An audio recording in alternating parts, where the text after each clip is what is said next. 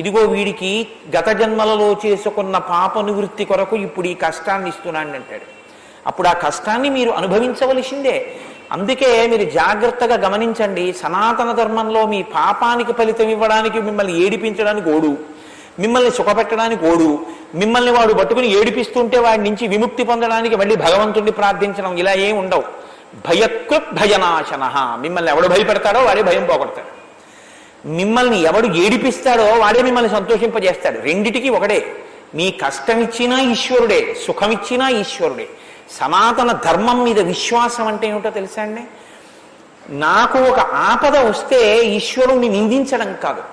నాకు ఒక ఆపద వస్తే నేను ఏ జన్మలలోనో ఏదో ఒక పాపాన్ని చేసి ఉన్న కారణం చేత ఆ పాపము ఈనాడు అనుభవైకయోగ్యమై నాకు ఈ కష్టం రూపంలో వచ్చింది.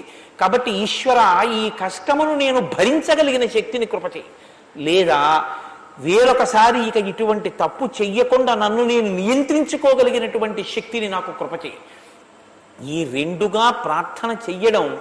లేదా నువ్వు నాకు కష్టమే నాకేం బెంగలేదు, కానీ నాకు కావలసింది ఒక్కటే, అది అనుభవించడంలో నీ పాదముల యందు విస్మృతి కలగకుండా మాత్రం చూడు. నిన్ను సేవింపగ నాపదల్పడమని నిత్యోత్సవం పని అబ్బని జనమాతృండనని సంసార మోహంబు పైకొనని జ్ఞానముగల్గని గ్రహగతులు కుందింపని మేలు వచ్చిన రాణి అవి నాకు భూషణములే శ్రీకాళహస్తీశ్వర.